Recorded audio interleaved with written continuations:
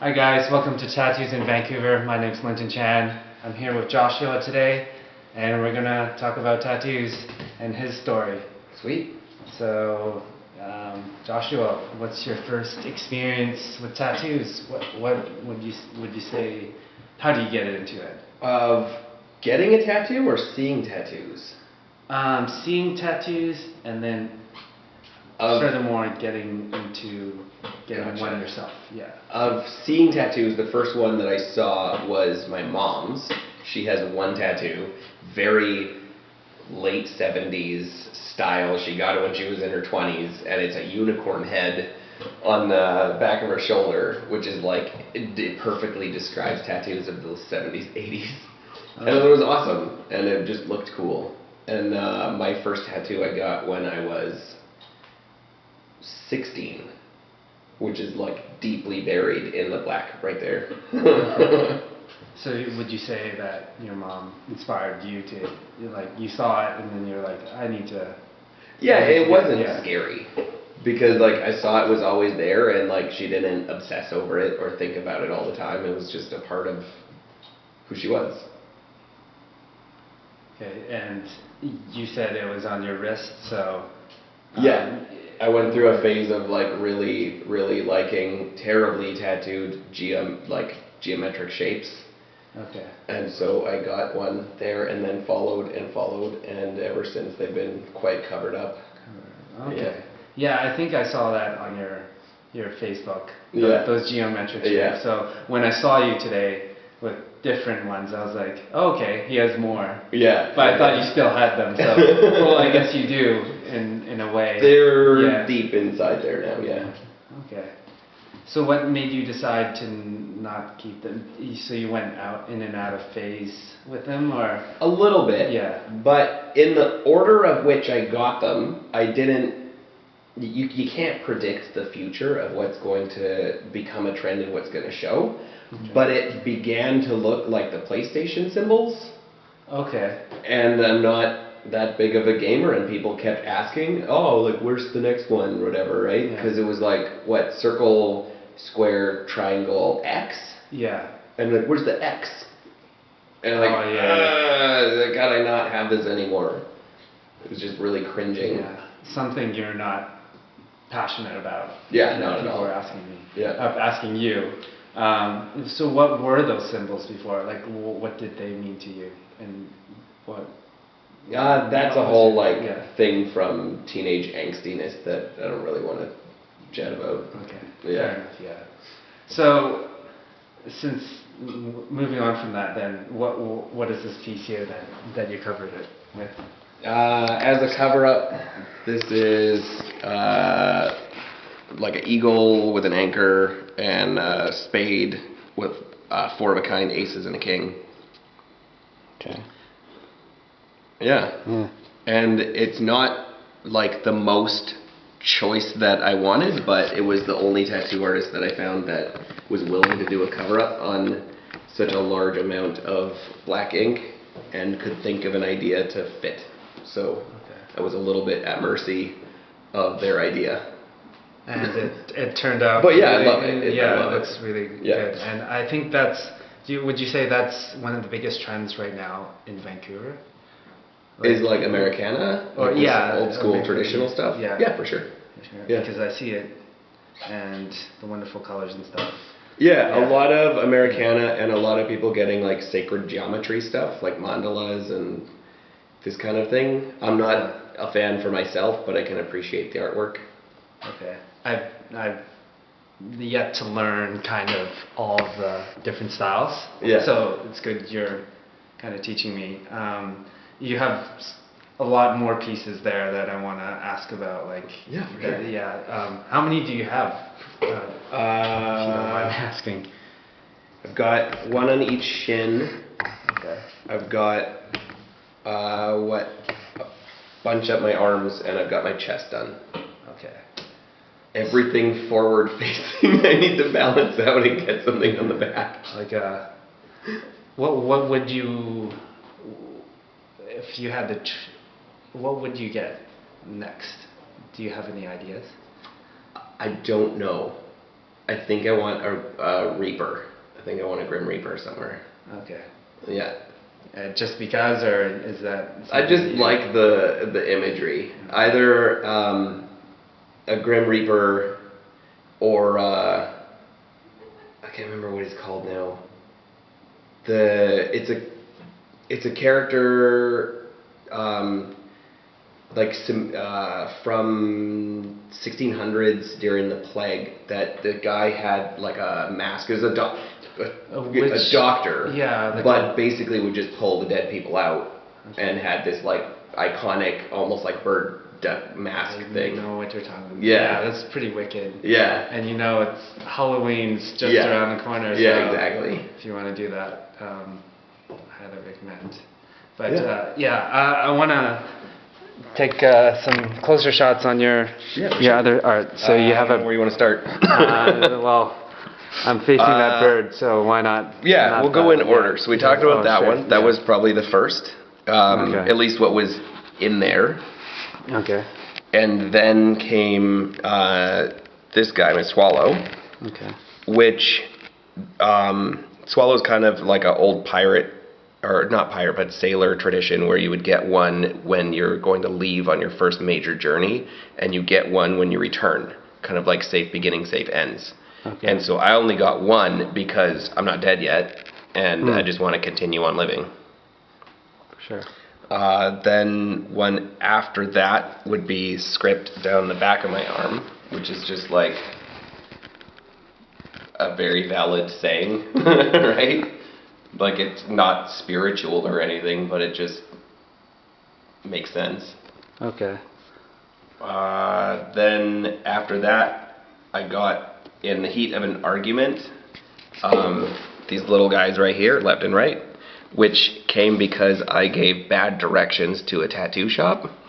Okay. And we were fighting about it because we were going to be late for my friend's appointment. Okay. And, you know, we got there and they were like, you should just get the directions tattooed and then you'd never fuck up. And I was like, okay. And I looked at one of the other guys there and I was like, can you put left and right on my wrist? And he's like, yeah, let's do it.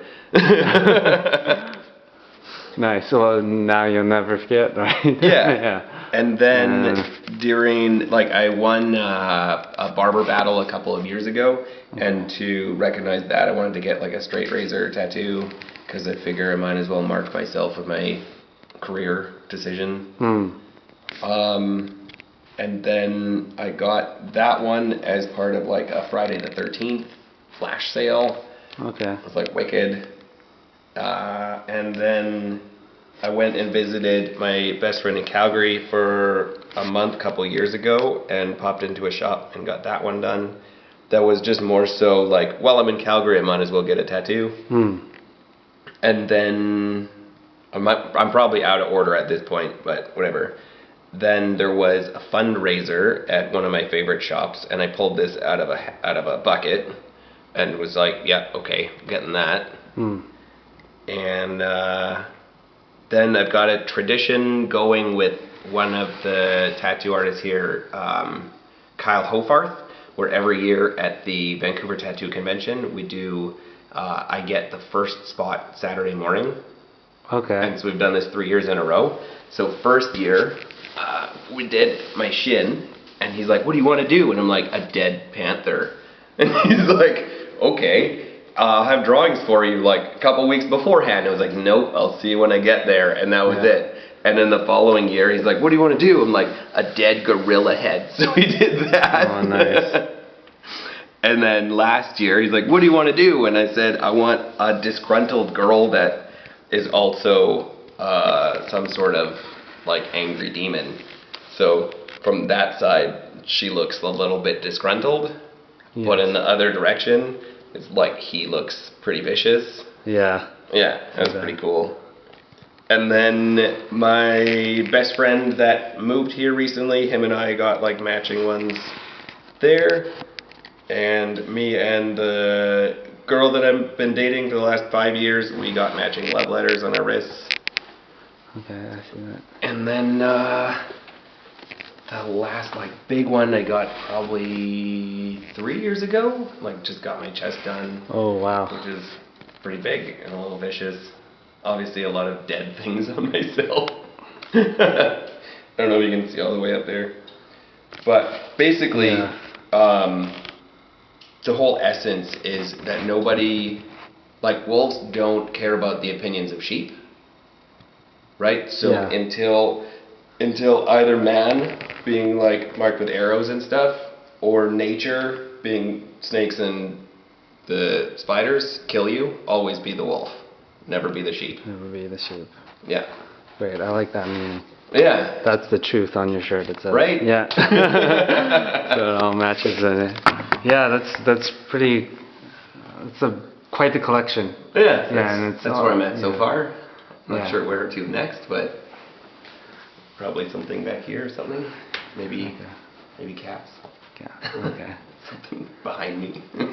And you said like most of this art was done by Kyle. Well, a lot of it's done by Kyle. Half of it at Half this point, of it, yeah. And one you got in Calgary. Yeah. Do you know? Well, Kyle, you went to the tattoo show convention. Yeah. Yeah, and then in Calgary, do you remember the? Yeah, so tattoo that shop, was or? done by Nick Lewitt in Calgary. Okay. That was done by Nick Wasco in Vancouver. He's at Strathcona's Palace Tattoo. Okay. That's what it's called. These letters were by a guy named Dave. I don't know what the name of the shop was. Sure, no. It's okay. Lydia Klink did my straight razor and my chest. And Daniel Kirk at the same shop as Kyle Hofarth did the little love letter. Okay. If you had the choice to go, I know you'll go to Kyle every convention, but if you had the choice of the next artist to tattoo you, who would that be? In Vancouver? In Vancouver, or you can go around the world. Like one of the questions my interviewee told me to ask was, or it might be interesting if you wanted to travel the world to get a tattoo. Yeah. What would that be? There's a guy, I think he's in Toronto, called, I don't know what his real name is, but he's called The Script Keeper. Okay. And if I was going to get some more letter work done, it would definitely be by him. Just very cool. Like, when he does knuckles, he won't do each knuckle, but he'll do everything across your entire fingers as to one, like, cognitive word. Okay. And doesn't necessarily follow the rules of, like, letter here, and it'll be all, like, cursive, and the detail is amazing. Yeah, that's... Yeah. Like, you always see... Yeah, you always letter see on this, a knuckle. right? Yeah. Or like down the knuckle like that, something like this. But this is just whole hand. It's oh man, it's so cool. Yeah. What kind of words are? I have no idea. I won't get my hands done until everything else is done. Okay. Hands, neck, face. That's all like end game. Okay. There's one more, there's a few more questions, but I want to go back to the swallow because you said that was the beginning of a journey for sailors. Yeah. Was that, when you got it, was that a beginning of a certain journey for yourself, or was it just something you kind of... I think, like, at the time, that was when I decided that I wanted to pursue a career in music. Okay. And so it was kind of just the beginning of losing fear to being creative. Okay.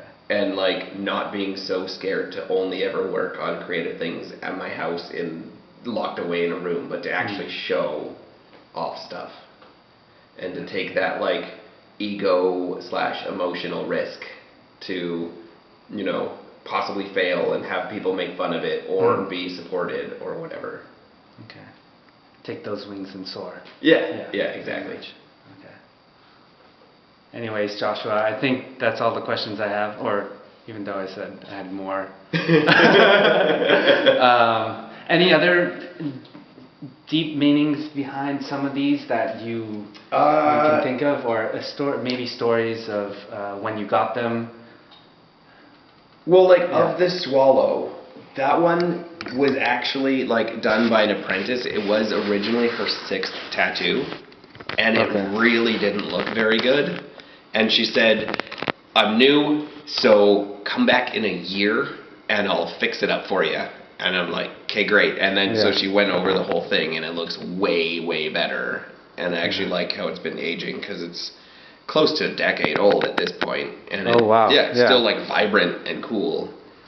And I like that when like Kyle did these too, he used the same colors. So it's still like the same blue turquoise, the same reds. So it all is becoming cognitive.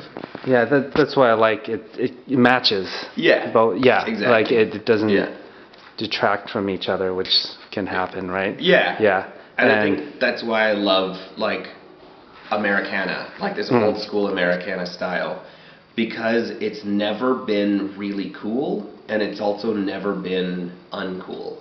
Right? Yeah. Like this could very well be on a 75-year-old guy that's sitting at the Legion, you know, For and sure, no one's gonna think twice about it. Yeah. Or same, just the style of like this, you know, wolf in the center of your chest could be, you know, a war vet that has the same thing, and no one would think twice about it. Can we see that piece one more time? Yeah, for if you don't mind. Yeah. That's one wicked piece. Thanks, man. There's 4 eyes there. Is that? Yeah. Thank you. Yeah. Yeah. There's 4 eyes there. It can see everything. It has foresight. Foresight. See, Okay. with the 4 eyes, foresight. There you go. And you have some glasses too. So. Yeah. But I like that, like the sheep's, you know, super dead by just having this small like red outline in its eyes. I just like the detail of that. It's pretty neat. Yeah. Yeah. Sheep's eyes can be. Yeah. Yeah. Kind of like that. So. Fuck, did that hurt though? This part. Yeah. That's so far the worst spot I've gotten tattooed is just under the bone there. The just sternum bone. Yeah. It's nauseating. Yeah. Okay, but you only got it once. Thanks, buddy. Yeah. I think that's it. If there's any more questions, this is where I need to learn video editing. Okay. Thank you so much, Josh. Can I call you that, Josh or Joshua? I prefer Joshua. Joshua. Yeah. Thank you so much. Yeah, man. No problem. Appreciate that. And if you guys like more stories, more tattoo stories with amazing people like Josh, please like, comment, subscribe, and see you guys in the next one. That's it. Yeah. Thanks, buddy.